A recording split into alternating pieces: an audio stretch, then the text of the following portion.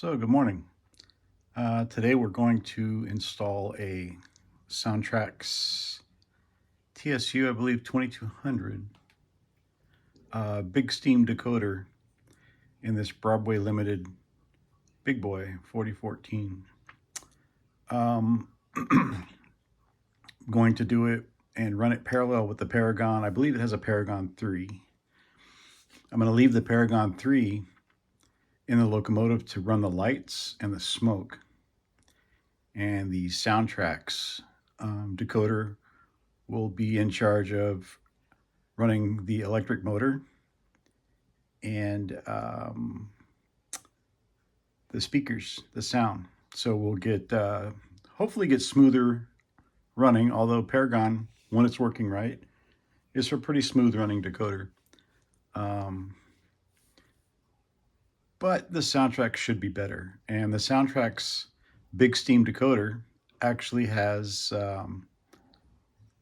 recordings from the real 4014 as far as the chuff, the whistle, blowdown, all kinds of sounds they've implemented into that decoder that are actual recordings of 4014.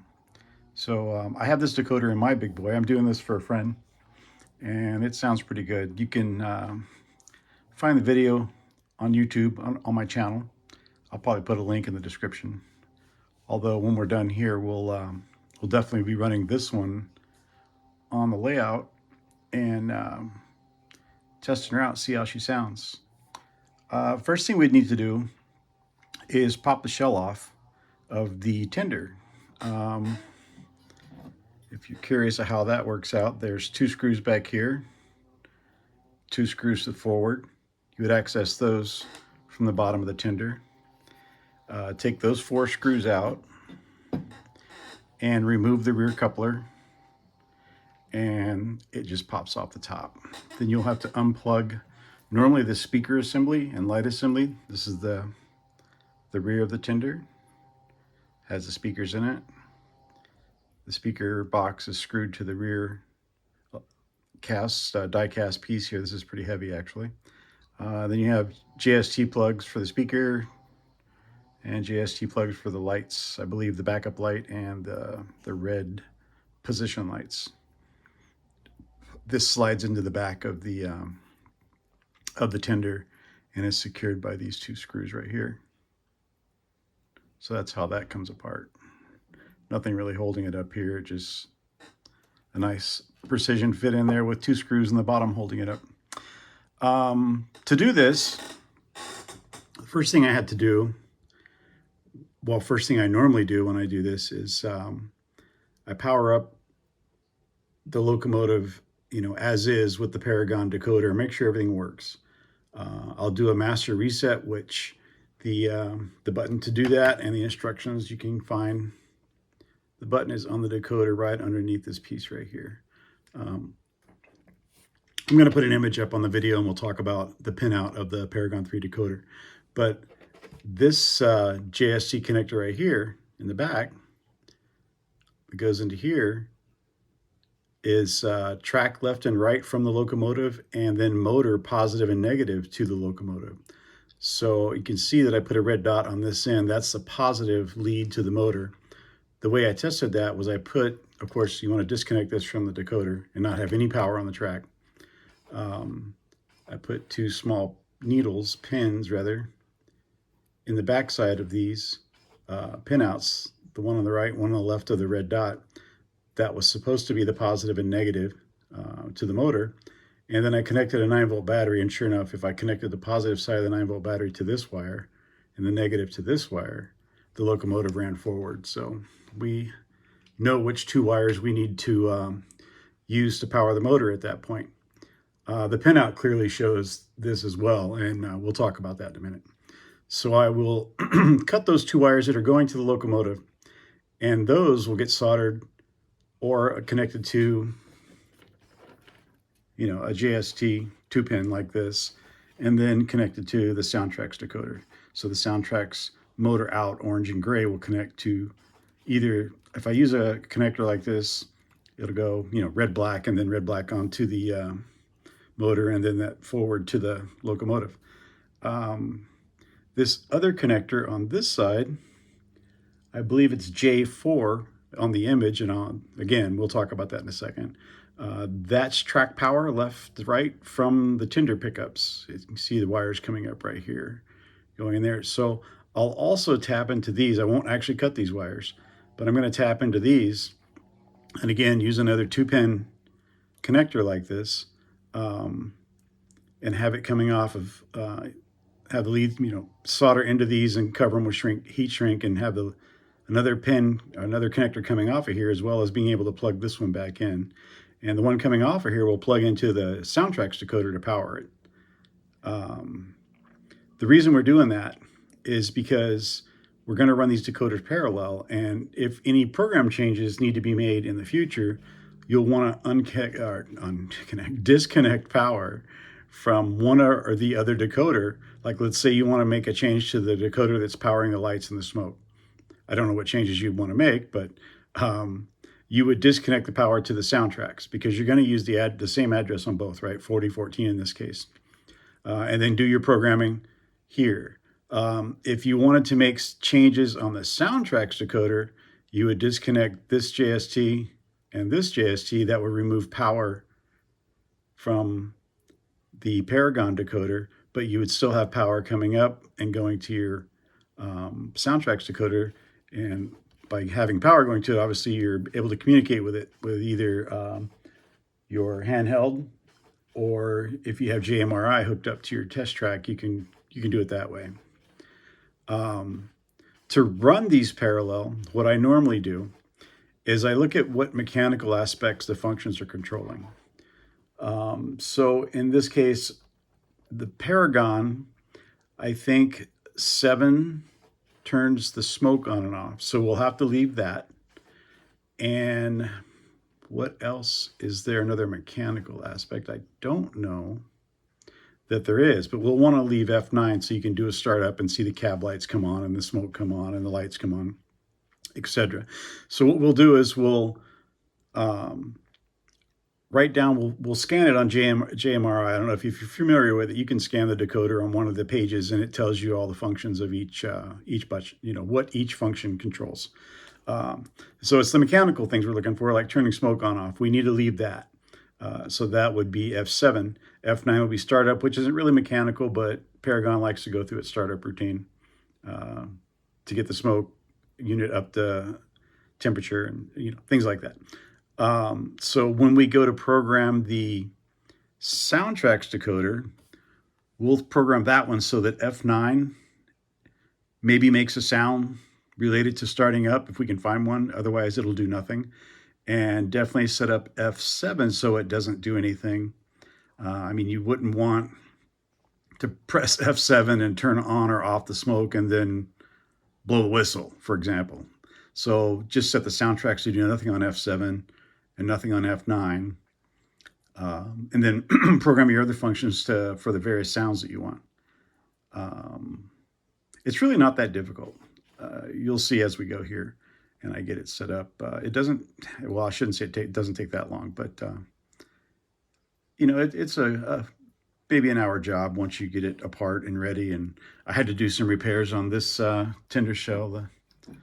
It incurred some damage during shipment. The whole top of here in the back was smashed, and the grab rails were bent off, and the little stand posts were missing. I happen to have some, so I used my little pin drill, drilled new holes, glued in new posts, fed the handrail wire back through them, and super glued that together, and then repainted the top. It looks good. It'll pass. Anyway, it looks better than it did. So let's talk about that. I'm going to throw that image up on the screen now. Let's talk about that. You'll see this, I think it's listed as a Paragon 3 Rev H decoder. There's notes at the bottom that pinouts can vary based on what is programmed into the decoder. Something some people may not know is there is a serial wire that on Paragon decoders, especially on the ones that have smoke, that runs to the locomotive. One of your wires that goes between the tender and the locomotive is a serial wire, and it's for communication. Paragon has logic boards inside the actual locomotives themselves. So not only do you have a Paragon 3 or 4 decoder, you have logic boards inside the locomotive that communicate with the Paragon to control things like the smoke unit heat, when the lights, the running board lights come on, when the cab light comes on, things like that. That way they don't have to run as many wires between the tender and the locomotive for all the various features. It's pretty cool, but it's more complex, and you know how things can get when they get more complex, right? So anyway, that's listed at the bottom, the JPGM serial wire, usually used for chuff and or programming. It's in the nodes at the bottom of the image if you see that. So going around the outside of the decoder on this image, you can see the reset button on the far right. That's the button that you would hold down, apply track power, hold the button for 5 seconds, release the button, and then turn off track power, and then turn track power back on, and that's a complete mechanical reset of the Paragon decoder.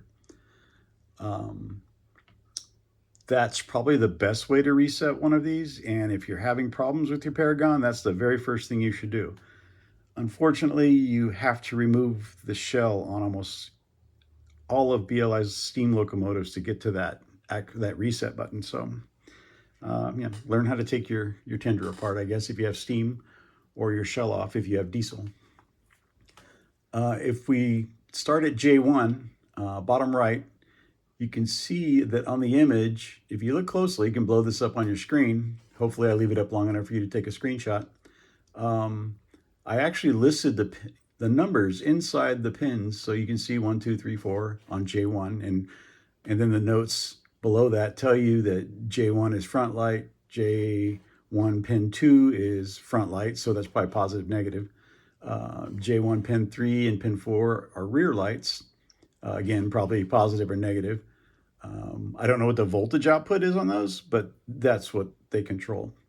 And as the notes at the bottom said, depending on how the decoder's programmed, they could probably control something else, not necessarily a front light or a rear light, maybe a cab light or ditch lights or what have you.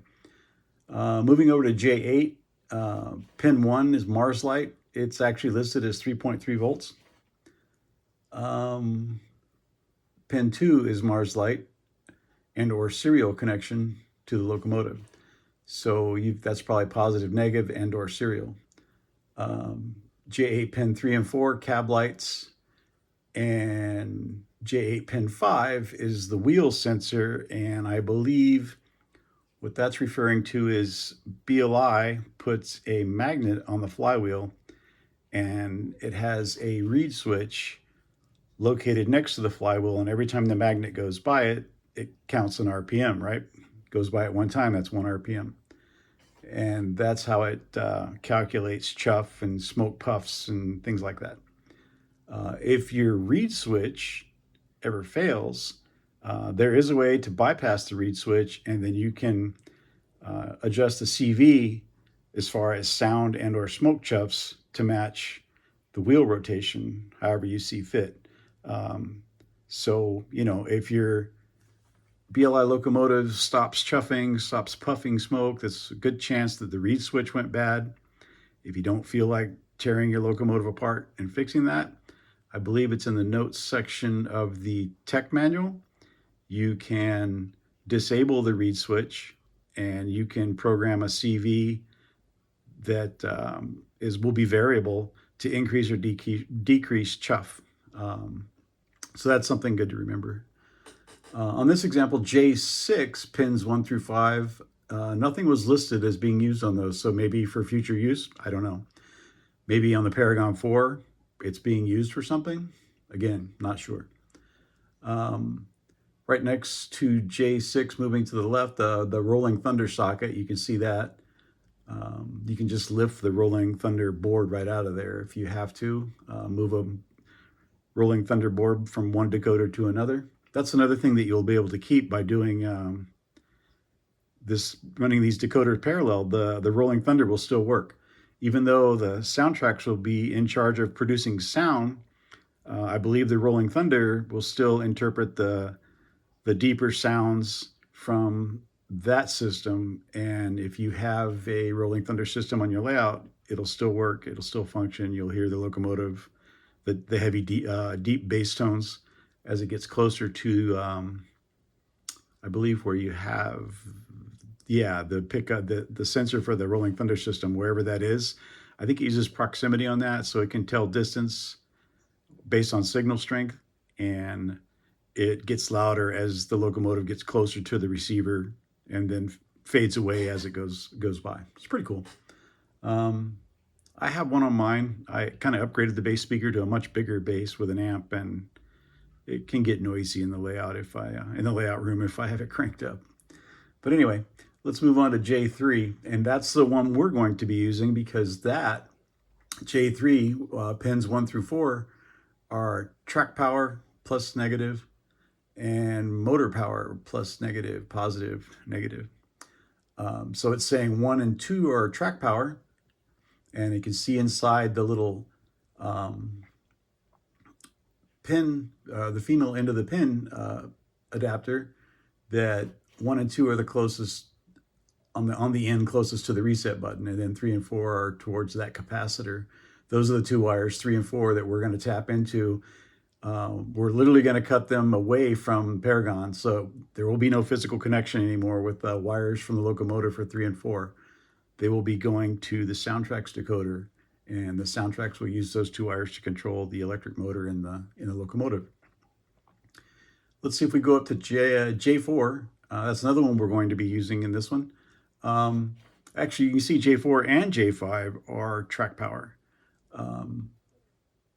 And you can see inside that I have the female fitting listed 1 and 2, 1 and 2, positive, negative, positive, negative. Moving on down to J9, because this is a Rev H or higher decoder, image of a Rev H decoder, BLI's current keeper will plug into J9. It's a little different. It has 3 wires, and I believe the third wire is to turn it off when you're doing programming. So if you put it on the programming track, I believe it turns off the current keeper so that you can do programming, because with a Paragon, it's required basically almost to reboot every time you change programming. Kind of hard to force it to reboot if it's got power all the time on the board. Anyway, that's the way I understand it. I could be wrong. If you know for sure how it works, please post in the comments. Moving along to J2, another set of wires we're going to be interfering with. Actually, we'll just unplug that J2 connector, and we're going to plug that into the purple wires from the Soundtraxx right straight to the speakers. I'll be running the same speakers that the Big Boy came with, not changing out any speakers. Moving along to J7, we have pins 1 through 5, and they're all listed as reserved for future use. Anyway, that's the pinout on a Paragon 3. I'm sure the Paragon 4 is a little bit different, and you can probably find it online if you search hard enough. So, back to the locomotive and the squeaky chair. We're going to start cutting some wires, doing some soldering, and start putting this back together and giving it a test and see how it works. And I'll restart the video at that point. Please stand by. Okay, quick progress check here. Have all my JSTs connected to my individual pieces. Have this piece for the speakers, this connector, which will plug into this end, where the purple wires go into the Soundtraxx. The purple makes the magic happen. Got this one for motor power, orange and gray, and this one for track power. And notice I used the 2 different ends so that if someone in the future takes this apart, they can't hook it up backwards. Oh, and then I solder the JST connector onto the current keeper so that it will plug into the back of the Soundtraxx.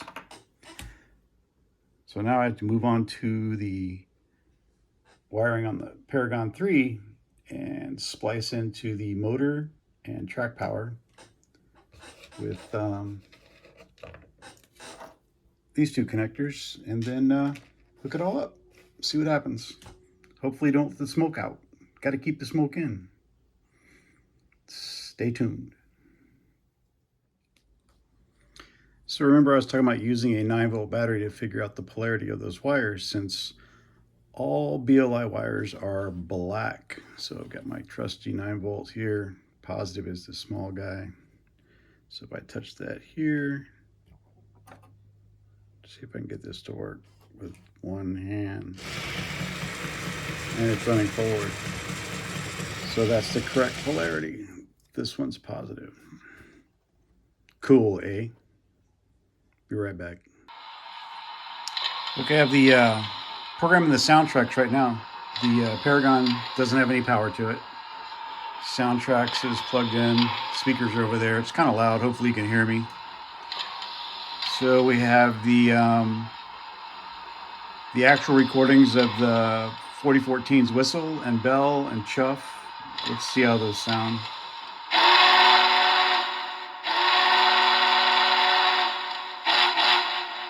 Not bad, not bad.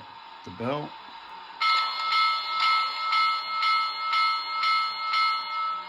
And let's check this Chuff.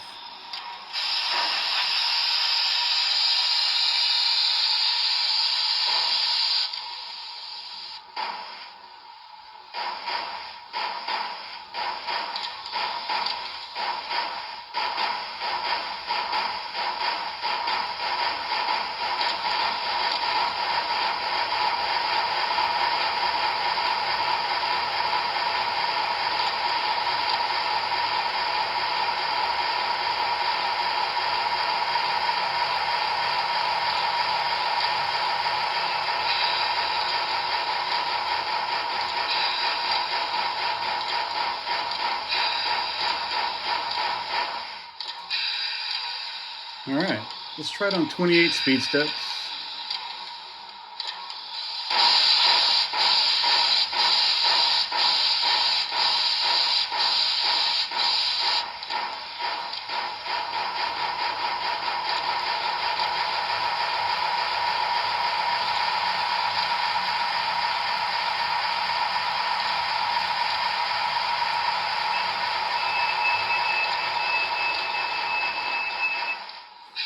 I hit emergency stop there. That's what the brake squeal was. Anyway, wanted to check and make sure that worked. All right, this is sounding pretty good. Let's hook up the Paragon and see what happens. Okay, both decoders hooked up. I hooked up my current keeper to the Soundtraxx. Got a cab light. Let's try some headlights.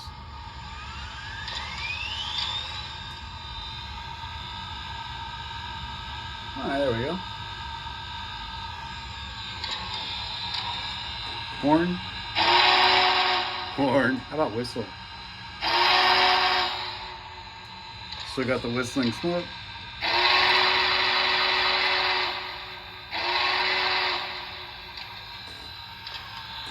Okay. Looks like it might need more smoke fluid. And let's try the bell. Yeah, looking good. And let's go for some forward motion here.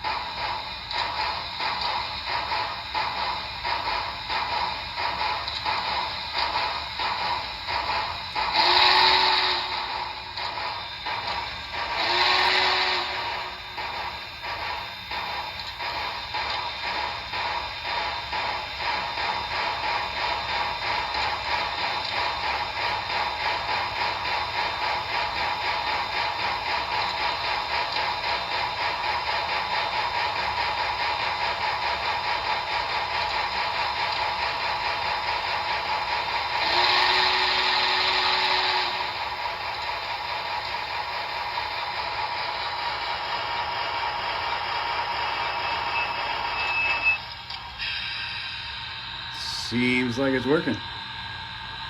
Maybe it's time to button it up. One last check here. Check my current keeper. I'm going to unplug the DCC system now. Not sure the current keeper's working. Let's revisit that. Okay, second try on the current keeper. I think I had the wires backwards. That's actually a current keeper from BLI that I soldered 2 wires to. I removed the 3-wire harness, so I have one of the wires on the wrong post. Let's see what we got here.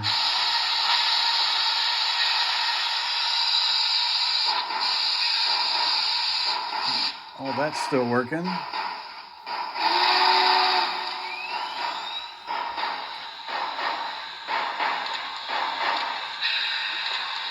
So if I unplug the power, I should have a few seconds of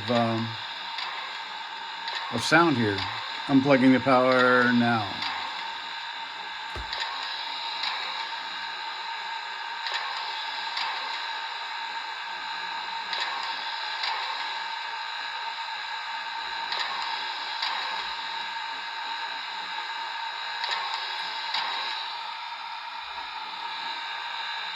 Not bad. Might even power a locomotive for a little bit. Pretty good. Well, I think it's time to button it back up. Okay, here's a shot of the rear of the tender put back on and how the speaker is mounted to that inside. Now I need to connect all the little connectors to the Paragon decoder and then put all the Soundtraxx and current keeper, etc. on top of that. Plenty of room inside this tender for all this, so should be good. Okay, all buttoned up. Acoustically, it should sound better. Sounds pretty good. Get some lights.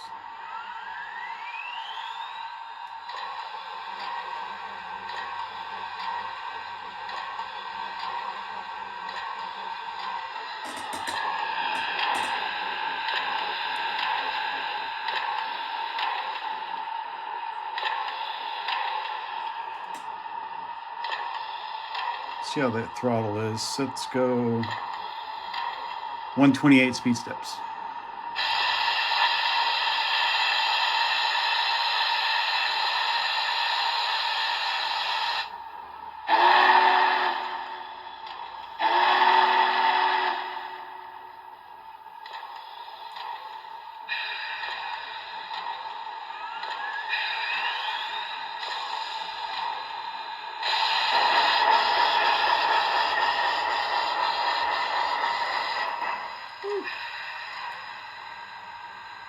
Okay, I rolled the throttle on pretty hard there.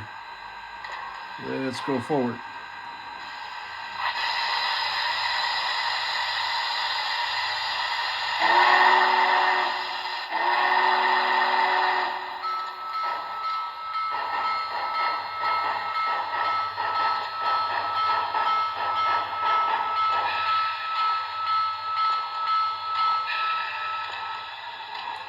Well, I like it.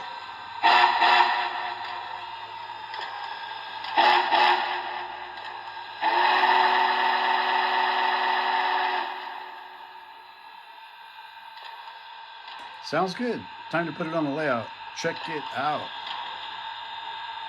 Oh, yeah, and the backup lights are. Let's see. Let's switch directions. That should work. Yep.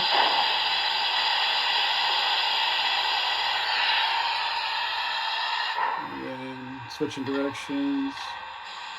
Front and down.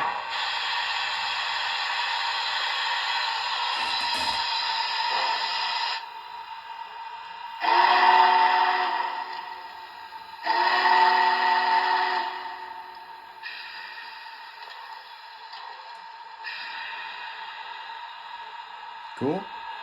Power off.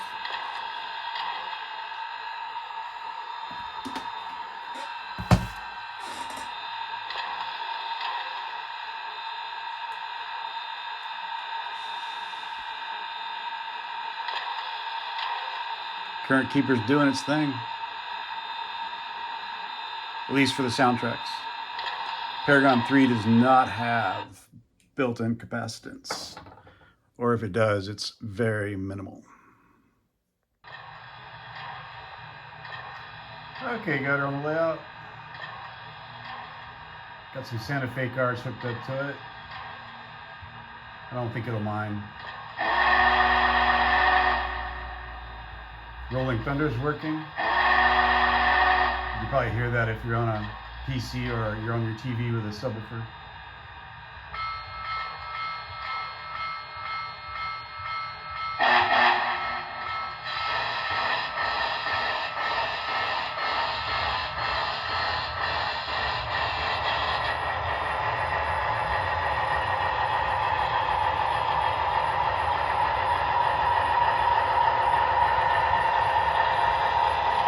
I'm on speed step 28, so not as smooth.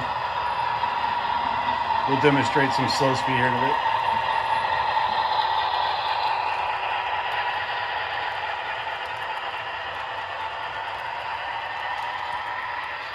Smoking, it's working well.